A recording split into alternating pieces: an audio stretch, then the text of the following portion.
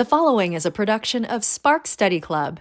To see the full video presentation and receive 1 CE credit, please visit sparkstudyclub.com and register for your free account today. Hi everyone, it's Adrienne with Spark Study Club, and I'm here tonight for this wonderful presentation and Q&A on understanding invisible dental support organizations, structure, economics, and practice implications with Chip Fitchner. Before we begin, I have an important announcement about how to receive your 1 PACE CE credit for this webinar. About 1 hour after we've wrapped up here, you'll receive an email to access this course module on our site, which includes the recording along and a survey. Please complete the survey to receive your CE certificate. If you have any questions, you can reach out to us by email at support@sparkstudyclub.com or by clicking Contact Us on our website. A quick thank you to our sponsor for this webinar, Large Practice Sales, the largest IDSO transaction advisor for general and specialty dental practices in the U.S. You will learn what IDSO is here soon with Chip. And lastly, I want to remind everyone to use the Q&A feature in the control panel to ask any questions. They'll be answered at the end of this session as time permits. Now I'm pleased to introduce our speaker, Chip Fitchner. Chip has started, bought, built, and monetized multiple companies, both public and private, in a variety of industries in over 40 years. Chip co-founded Large Practice Sales almost 10 years ago. Today, LPS is by far the largest advisor to dentists of all specialties in the U.S. Chip has been featured in multiple media outlets, including CNBC, The Wall Street Journal, Forbes, and many others. Thank you so much for joining us, Chip. Now I'll turn it over to you so we can learn more about IDSOs. Thank you very much, Adrienne. I appreciate it. And good evening, doctors. First of all, let me start by apologizing for the typo on the front page of my slide. It should be structure, economics, and practice implications. So I apologize. Conflict of interest. I've got lots of conflict of interest because I am the co-founder of Large Practice Sales who is presenting this presentation.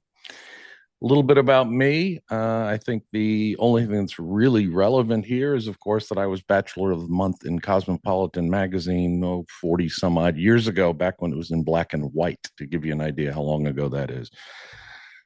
We are the largest advisor, which means we have helped billions of dollars of doctors monetize a part of their life's work. Large Practice Sales specializes in only invisible DSO partnerships. We don't do any sales of our clients to traditional DSOs. We do not do any doctor-to-doctor transactions. And we don't do anything other than dental. It always surprises me when the little advisors are also in vet and med spa and ophthalmology and all of that, and how they do that with a dozen people. And we can't keep up with just dental with 35 people.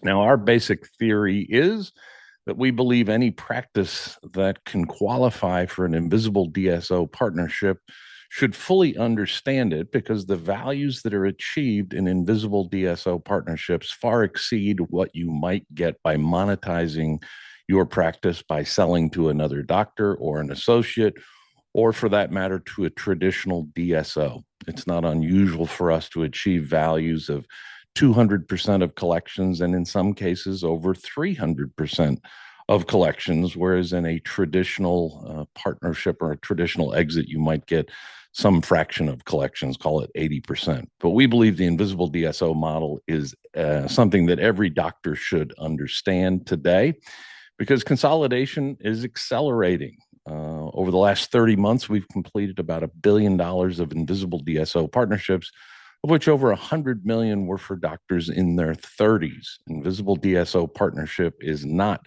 for old doctors looking for a short exit. It is an opportunity for doctors to partner with a group to help them grow, monetize a part of their life's work at favorable tax rates, and have an opportunity to learn.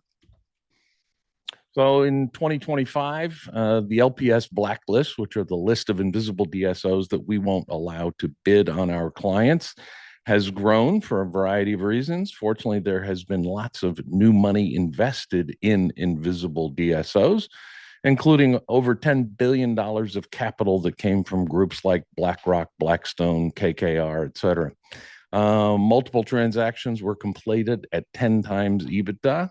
And last quarter, we did $140 million of partnerships, and many of those achieved over 10 times EBITDA, which is sort of the holy grail of value. So the 10 times EBITDA partnerships that we completed were for very specific practice types, those that had at least 5 million collections. And most importantly, doctors who were committed for at least 5 years to continue leading their practice as the owner of the practice. In an invisible DSO partnership, doctors will sell anywhere between 51 and 80% of the value of their practice for cash up front. And the doctors will retain ownership in the balance and continue to lead their practice with full autonomy for years or decades. We believe that the biggest risk to values in 2026 are the fact that collections could decline. And if collections decline, practices in our world functionally lose a whole lot of their value. So it pays to keep an eye on the economy. That is the Michigan Consumer Sentiment Index. And as you can see, it has just reached new record lows. The consumer is stressed, and we think that can impact collections this year. So what practices will qualify for high-value invisible DSO partnerships? And the answer is, number one, a practice needs to have at least $500,000 of EBITDA or operating profit after paying the doctor. You got to be sure and pay the doctor. Certainly, the younger the doctor is, the more valuable they will be. And the practices with which the doctor has built a growing practice and has a personality will draw the most bidders and therefore achieve the highest values. It does not necessarily require you to be in one of the hot states, which are generally defined as Florida, Tennessee, Texas, the Carolinas, Arizona. We have done some great transactions for practices ranging from Vermont to Oregon to Michigan to Nebraska. So where you are is not necessarily going to impact your value. This is why so much money has flowed into invisible DSOs. It is a growing business, obviously. It's fairly consistent. And with the exception of the COVID era, it has been a great time to be a dentist and been a profitable business for the invisible DSOs. This is what the ADA believes. They would tell you that 16% of all dentists in the US are affiliated with the DSO or an invisible DSO. I'm going to show you more data in the next slide that indicates that the ADA may be a little low, but average GP collections in the US were $830,000, an average specialists of 1.14. And obviously the number of dentists in private practice who are owners has declined significantly. This is some alternative data. This is from a survey of dentists. These are doctors who self-identified, not ADA estimates, but self-identified as being affiliated with a DSO or invisible DSO. And as you can see, that's about 34% of all dentists in the US believe they are affiliated with a DSO or invisible DSO, a little different from the ADA's numbers. So this is an example of an invisible DSO that today is about 28 years old. And as you can see here, the doctors who joined this group in the early days of their growth saw the value of their equity, meaning the piece of ownership that they kept as a part of a transaction, increased by 10x in 4 years. And as that group got bigger, the overall return as the doctors got in later into its development declined. These are obviously 7-year-old numbers, but just gives you an idea of the value of hunting out a quality invisible DSO that may be still in their early stages of development. So here's an example of that. This is a group we know well. We partnered practice number 61 with this group in 2017. They completed their first recapitalization, valuing their group at $330 million, meaning that was their first institutional investor that gave them capital to assist their growth. And 38 months later, that investor sold to a larger investor and valued the group at $1.25 billion, or almost a 4x return in a very short period of time. And about 40 months later, in November of 24, that same group had grown to over 700 partner practices And they were then valued at $3.8 billion.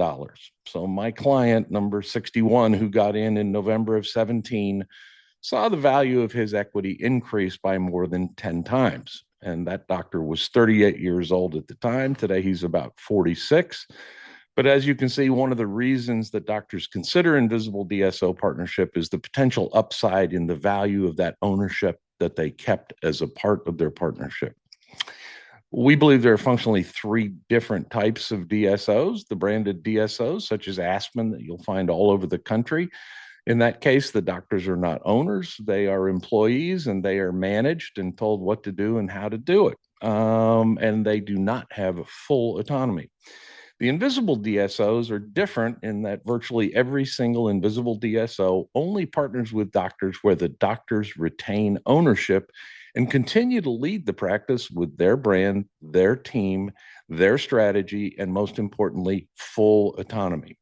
And then you have the DSOs that are growing via de novos, meaning they're building new offices and hiring doctors to staff them. And in some cases, the doctors are staffed with profit incentives, et cetera, but they do not have necessarily equity in the upside of the company.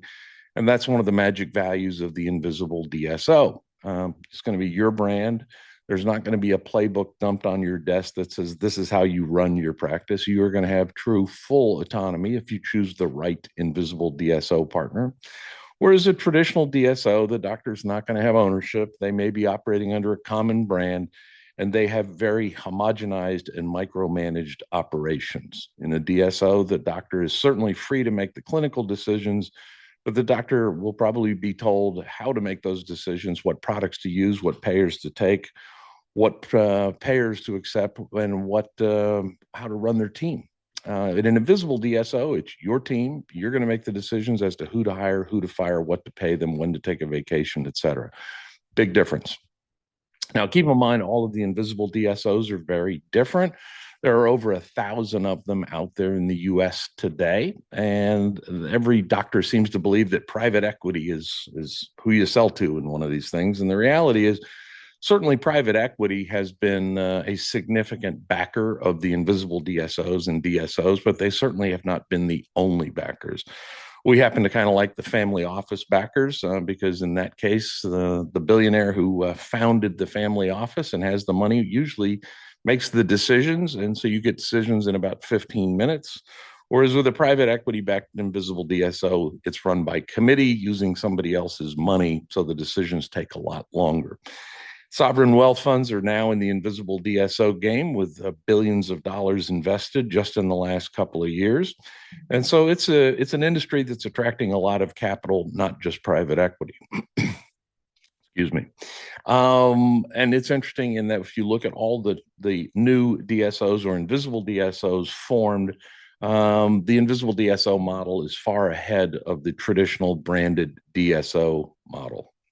Younger doctors are becoming more and more interested in invisible DSOs, A, because of the potential upside in their equity, but B, because they get a partner who can help them grow with both capital and resources. And so a young doctor can grow an empire, still own, say, 49% of it, and yet take no financial risk. Invisible DSOs are growing across specialties, and that's really something that's only happened in about the last 9 years, because 9 years ago, there were no, for example, ortho-only invisible DSOs. Today, there are 14. Oral surgery is the fastest consolidating of all practice types in the US today because of their recruiting challenges.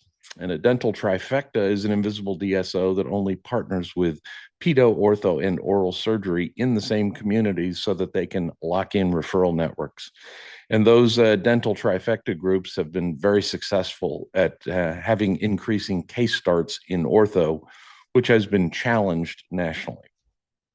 So here's a basic table of invisible DSO versus DSO, pretty self-explanatory. But an invisible DSO is not going to give you production quotas. They're not going to tell you how much you have to do, whatever. They will have an employment contract that says we'd like you to work X number of days per year. And an invisible DSO partnership, the doctor is typically going to commit to stick around for at least 3 to 5 years. And the doctors who are interested in sticking around longer will be more valuable.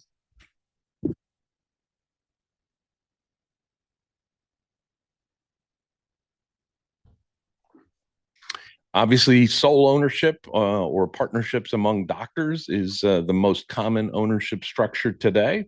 And there's absolutely nothing wrong with that structure. And ultimately, doctors that are big enough will become invisible DSO partners if they have left themselves at least 3 to 5 years prior to their desire to retire.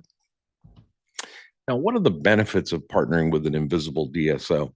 Well, obviously, everybody's going to understand that if you have 500 partner practices, you are paying 25% less for supplies than independent dentists are paying. But what's changed recently in the last, call it the post-COVID era, is that the invisible DSOs are getting reimbursed at higher rates from insurance payers than independent dentists are. So while your margins have probably declined due to your growing costs of supplies, labor, insurance, rent, utilities, the invisible DSOs have actually been able to expand their margins thanks to the fact that they are getting higher reimbursement rates from the insurance payers, and they have leverage to negotiate lower costs with all of their suppliers. And as you can see here, another thing to think about is technology adoption. Virtually all of the invisible DSOs and DSOs have already adopted artificial intelligence, particularly in their diagnostic procedures, and many of them are racing to put it into their patient-facing communications tools and billing and collecting tools. And that's something that every independent doctor is going to have to make a decision on here in the near future because it is a game changer. All of these groups would not be using AI today if it did not generate a better patient experience, better clinical outcomes, and of course, more profit. The invisible DSOs have some interesting recruiting and retention tools in that they can go and hire an associate or help you hire an associate for your practice and offer that associate equity. And that puts golden handcuffs on the associate, stops your turnover, and gives you great opportunities to recruit the best doctors. One of the things that we often hear is, oh, I don't know whether my team would like me having a invisible DSO partner. They've heard horror stories from some of their friends whose doctors sold to DSOs. Well, unfortunately, those horror stories are true. And if you don't choose wisely, you may experience those horror stories too. But if you do choose wisely, and again, we consider just about 100 of the invisible DSOs qualified to bid on our clients, the teams, when you go talk to our practices that have partnered with the invisible DSOs, the teams are enthusiastic supporters because they've gotten better benefits and they've gotten the opportunity to grow. They also, in some cases, the invisible DSOs will offer equity or synthetic equity ownership opportunities to non-clinical team members. So if you have a great office manager and you never want to lose her and you don't want to keep giving he or she raises, equity can be a great tool, and the invisible DSOs are a believer in that. Now, younger doctors are going to achieve higher bidders typically, and they're going to be eager to access the resources of the invisible DSO. And the math for a doctor who has a 15-year time horizon is different from a doctor who may only have a 5-year time horizon.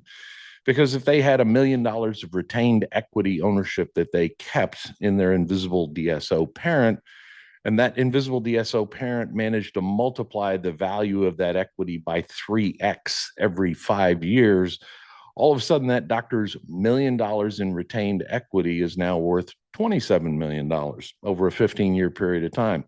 And fortunately, there are stories that are actually better than this out there for thousands of doctors. Now, number one myth dispelled is, of course, autonomy. Doctors are most concerned about, I want to continue to run my business as I run my business, and I have done it successfully.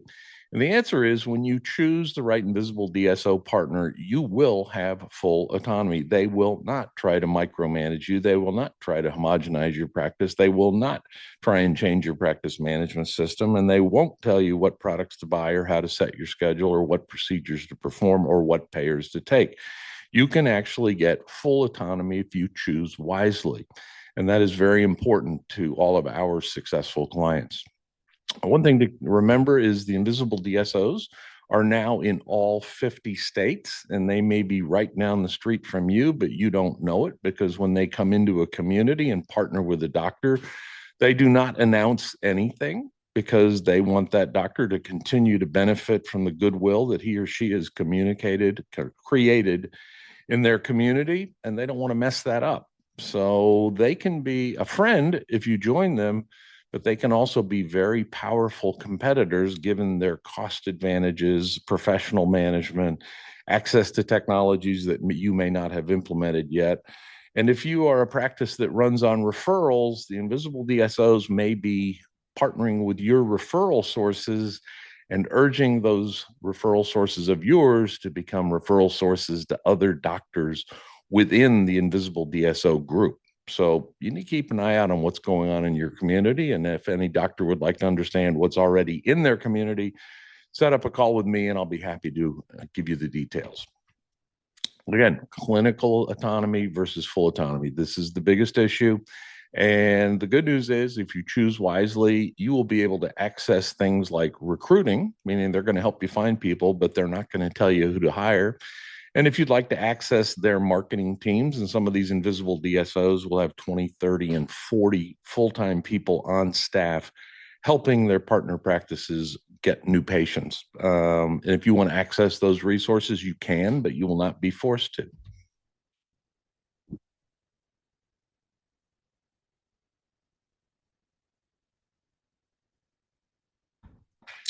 A payer mix within a practice is an important component today. Unfortunately, practices that have a significant component of adult Medicaid are virtually unsellable in my world. Pedo Medicaid is fine. Ortho K-start growth for a practice needs to be higher in 25 than it was in 24. All on X focused practices. Many of the investors behind the invisible DSOs are of the belief that a recession is coming someday. Don't know when, but it's coming. And when it does, all on X cases could be impacted significantly. So that's something they're going to look at very carefully. And even though you may be a fee-for-service practice, one of the things they will ask you to do is, hey, take a look at our payer contracts and see whether you may want to start accepting certain insurances, because our reimbursement rates are much higher than what you were probably getting when you were taking insurance, if you were. Now, EBITDA is the magic number in our world, and EBITDA is a fancy way of saying what is the cash flow of your practice after adding back expenses for interest, taxes, depreciation, and amortization. Doctors should be looking at their monthly financials within 15 days of the end of the month so that they can compare their performance to the previous month. If you're not looking at your financials at least monthly, you're making a mistake. Keep in mind that there is a battle going on in the supply vendor world. And if you have not asked your supplier or your supplies vendor to discuss pricing, you may want to mention that you're talking to the other three big groups because they are in a dogfight right now, and you might be surprised at the reduction in costs you might be able to get. One of the things that I always tell larger practices, those that may have 20 or 30 team members, is you're probably overstaffed. You have team members that have been loyal to you and been with you for 20 years, and those team members have been getting the 5% annual raise. They may now be overpaid relative to the market. And you need to be sure and look at what your reimbursement rates are. And if you are not yourself haggling with your payers, you should be. If not, hire an outside consultant to do it for you, because if you don't ask, you won't get. So there's EBITDA in its pieces. And the interesting thing about EBITDA is it's not a simple mathematical calculation. EBITDA calculation is an art, not a science. So, for example, each invisible DSO calculates EBITDA differently. Some will give you the benefit of their costs versus your costs when calculating your EBITDA. So if you're paying $200 for a high brand implant and they're paying $70 for that same implant, some of them, when calculating your EBITDA, if pushed, will give you that differential, which is $130 per implant, as a credit towards calculating your EBITDA, and some will not. Some will add the cost of benefits to practices that are currently not providing benefits, and some will not. So there's a lot of different ways to calculate EBITDA, and one of the number one drivers of EBITDA calculation is the doctor compensation.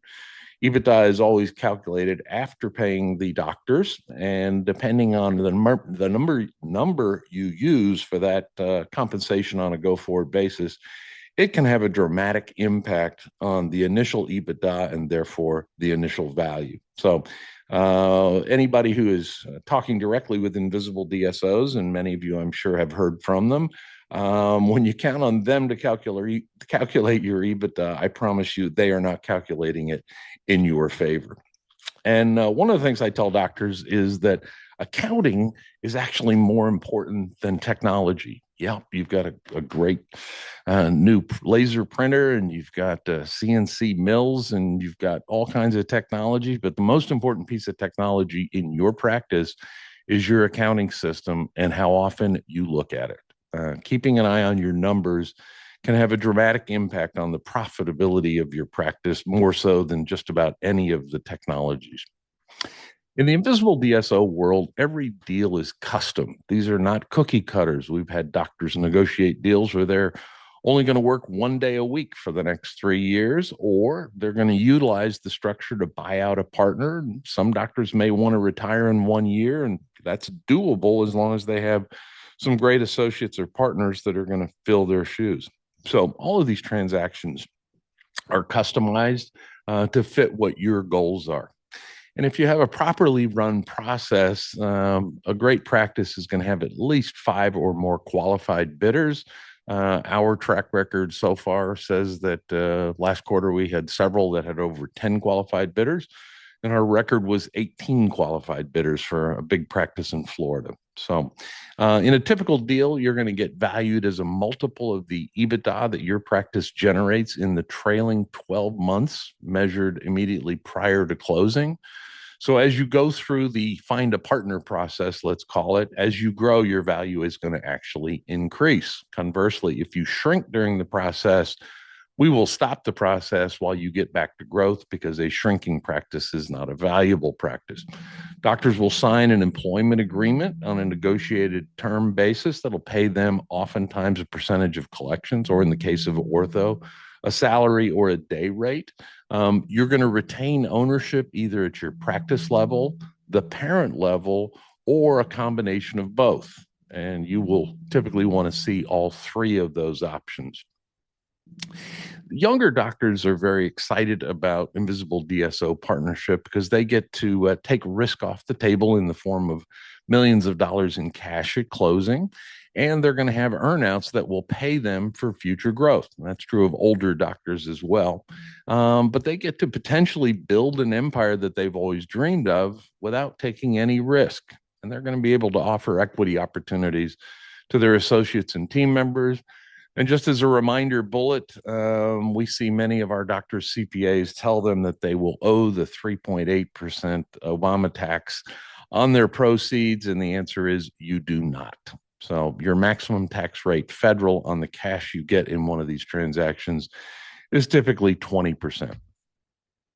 Now, we are of the belief that every great practice deserves the opportunity to consider multiple bidders. And when you consider multiple bidders, you're going to get a higher value in most cases, but more importantly, you're going to get to look at all of the different partner options because they're all very different. Some may only have dozens of practices, some may have 800 partner practices, but ultimately this is like a marriage. This is hopefully the partner that you're going to have until you're finished with your career, and therefore choosing carefully is very important. And it's not just about the money, it's about how you structure a transaction and what resources do they have that can help your practice grow the fastest and the most profitably. But ultimately, it's even more important about the cultural fit. Is this a group of people that you want to be associated with and grow with? When should you consider an invisible DSO partnership? Obviously, I'm prejudiced, but my pitch on this is every doctor who has at least 1.5 million in collections if they're a specialist, or at least 1.8 million in collections if they're a GP, should give us a call and set up a conversation with me, and I'll give you an idea of what's possible today and what changes you may want to make your practice more valuable in the future. There are doctors of the $500 million of new clients that we signed last year. Some of them I've been talking to for over 5 years, and we've been continuing to educate them over the last 5 years. So even if now is not the right time for you, it pays to at least get a baseline value of your practice and understand what potential changes you could make to it to make it more valuable. It's just a conversation. It's 20 minutes, no obligation, confidential, no cost. So from a timing perspective, I think every doctor should understand the invisible DSO partnership option, whether they think it's right for them or not. Now, one of the great things about COVID, if there were any great things about COVID, is that it created what we call the COVID earnout. And the COVID earnout basically says we're going to close on the value of your practice or start our initial partnership today. And then a year from now, we will reprice the transaction up based on your growth in the 1 year and 2 years after the initial partnership. So you have the opportunity to lock in today's high value multiples tied to your future EBITDA growth in years 1 and years 2. And interestingly, once you start accessing the resources of your partner, that EBITDA growth can be significant, such that many of our clients have received additional payments at the end of year 1 and the end of year 2 in the millions of dollars.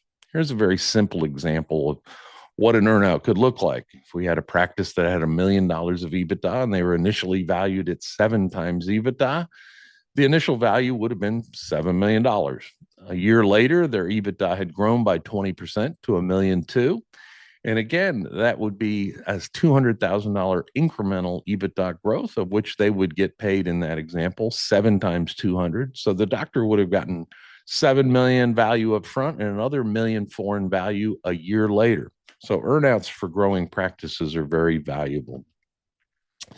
Do-it-yourself risks. Obviously, I'm prejudiced because we are in the business of advising doctors on these transactions. But the reality is this is probably your most valuable asset. And the opportunities to have a bidding contest for a quality practice more than offset any fee you might pay to the right advisor if done correctly. These are complex transactions. The typical documents in these transactions are well over 200 pages. And negotiating little things like the tax allocation negotiation can be very dangerous. And guess what? Your attorney or your CPA probably does not know the ins and outs of dental practice law, nor do they understand competing with or negotiating with groups that have billions of dollars in assets under management and do this for a living. This is not something you want to try and do by yourself. Now, one of the interesting things that many doctors don't understand is the value of their practice is variable. In other words, there may be one day, as there was in the Northeast, we had a couple of oral surgery clients in the Northeast at the same time. And a group came to us and wanted to partner with all of our clients in the Northeast. And therefore, we were able to leverage their interest to get about a 30% increase in value for all of our clients because they all chose the same bidder. We saw that happen. In Florida, we had an oral surgery client, which became the platform for a new invisible DSO that was being started by a group that had built one of the most successful invisible DSOs in the country prior to that. So we felt pretty safe that this would be a good partner for our client. So knowing the timing of who wants what, when, where, and why is very valuable to getting the highest values.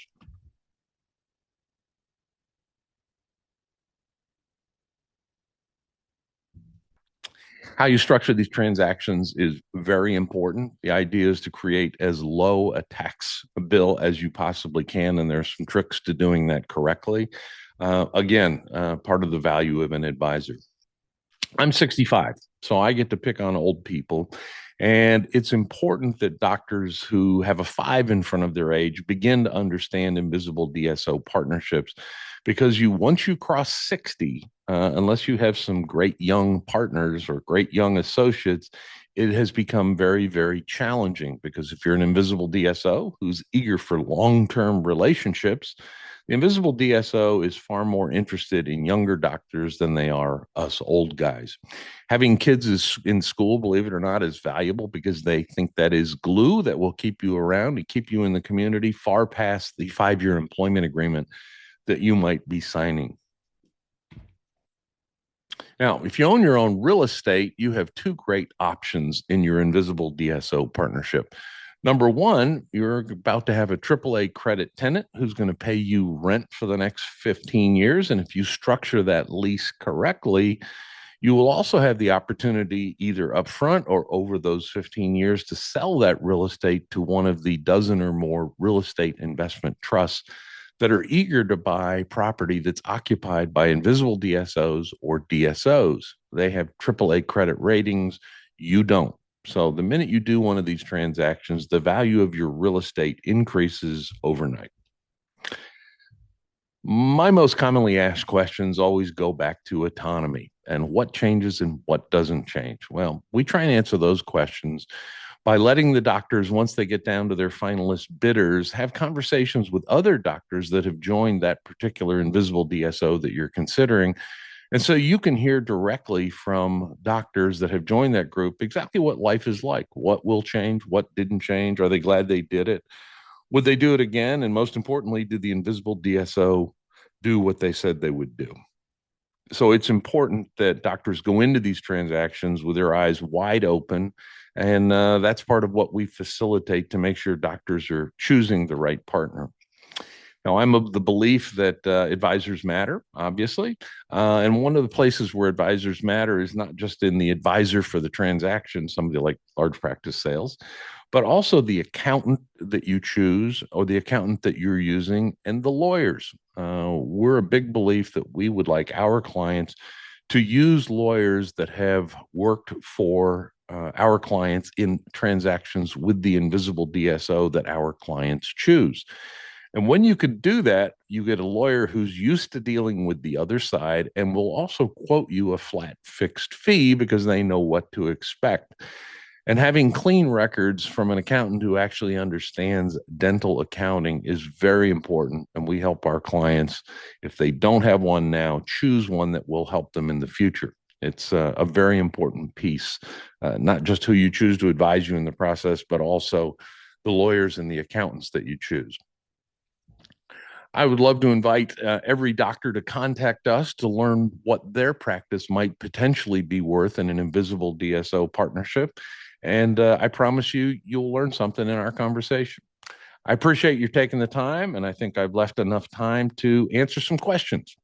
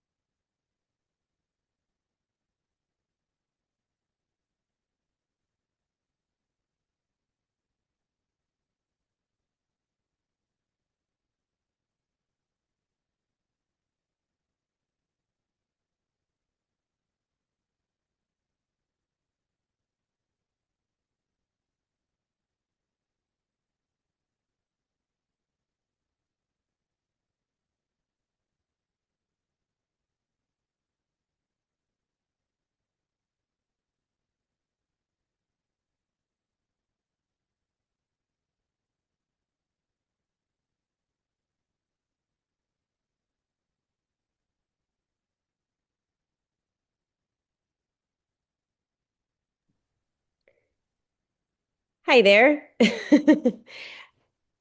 How are you?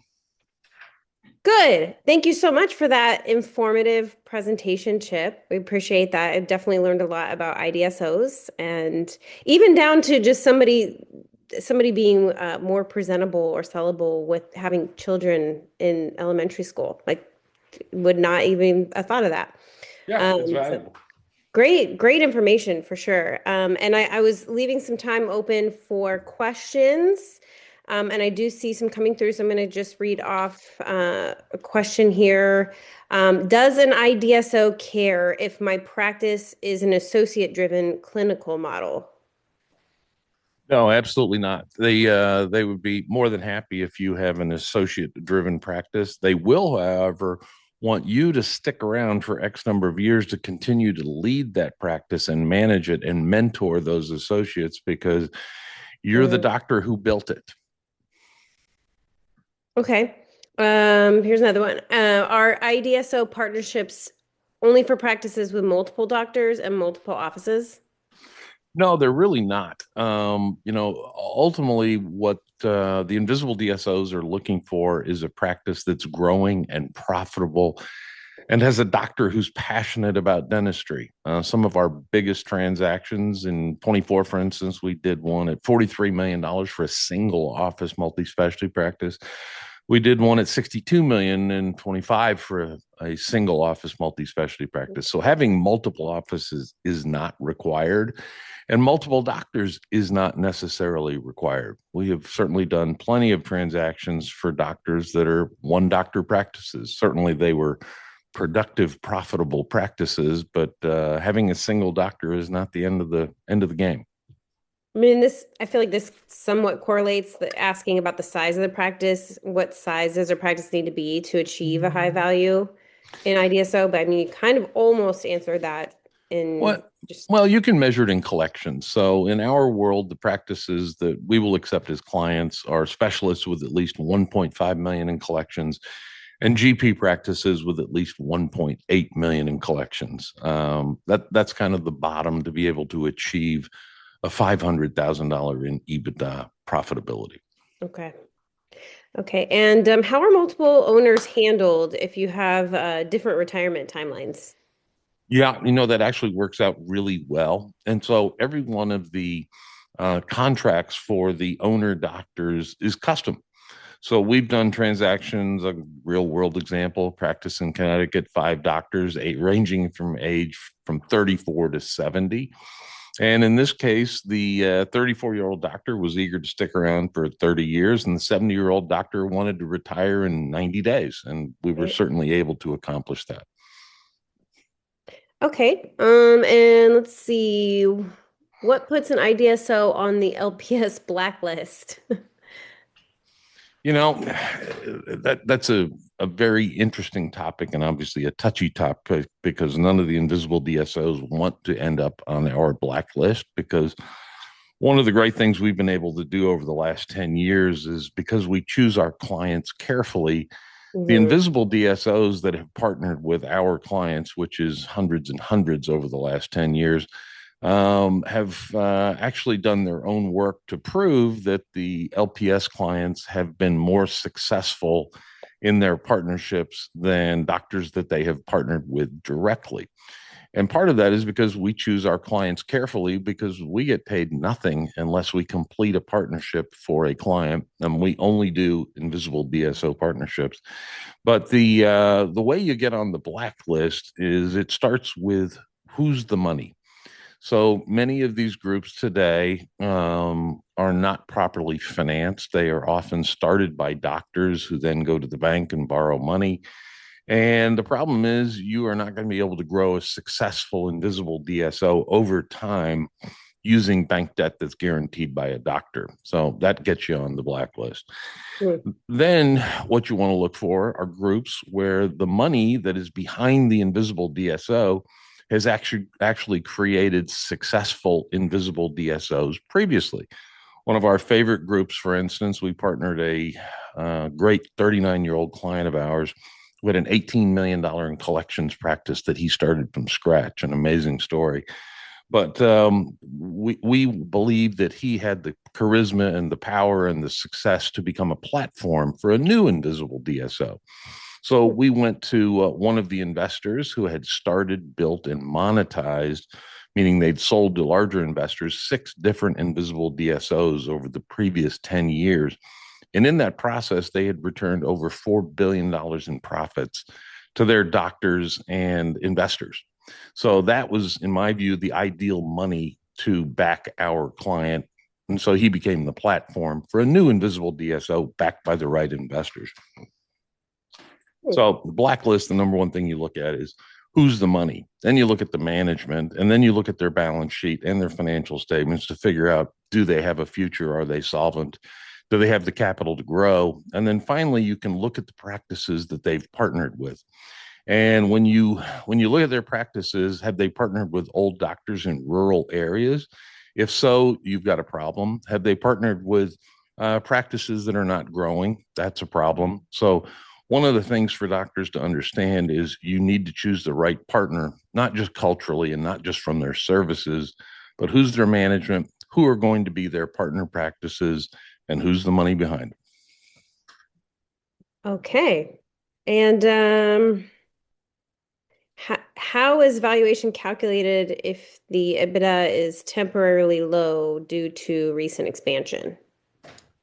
The good news is recent expansion often involves capital expenses, and those can be added back, and you can pro forma historical EBITDA based on impacts for expansions or associates leaving or doctor getting injured or taking extra vacations. And ultimately, the value of a practice is based on the trailing 12 months measured right before closing. And it's going to take 6 to 7 months to complete one of these transactions from becoming our client to putting money in your pocket. And as you grow during those 6 to 7 months, that can offset some of the EBITDA impact you might have had in the previous year. Because there was another question that says if I have existing debt or equipment leases, how does that factor into a IDSO transaction? So those could kind of go together too.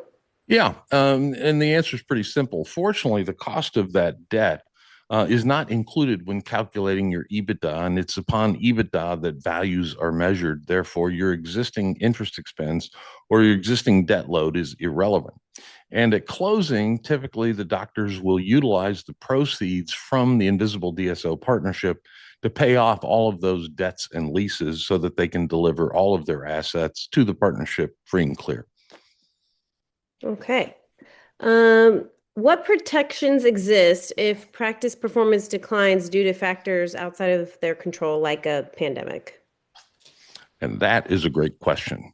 There are many of the traditional DSOs out there who have a model who say, okay, we're going to buy 100% of your practice for $1 million, but we're going to hold back $250,000 of the cash proceeds and pay that to you over the subsequent years, assuming you hit certain production targets. And obviously, a doctor who did that, who runs into COVID, is not meeting his production targets and therefore has the potential to lose that $250,000 that was held back, or it could be clawed back, as they call it in the business. In our structures, we don't do those. We don't believe that there should be any production quotas. We believe that the doctor's ownership gives them enough incentive to continue to grow. And so we do not do any transactions that have clawbacks or holdbacks of that size. Okay. And then I have one more question, and then we are probably going to just take more questions that come in via email. So why is an IDSO partnership better than 100% sale to a traditional DSO? Great question. So the answer is, in a traditional DSO, you're going to get a value from the traditional DSO that's going to approximate the value you might get from selling to another doctor. And you might get up to 1x collections in a traditional DSO sale. Whereas in my world, if you have a profitable practice, we regularly do transactions at twice that value.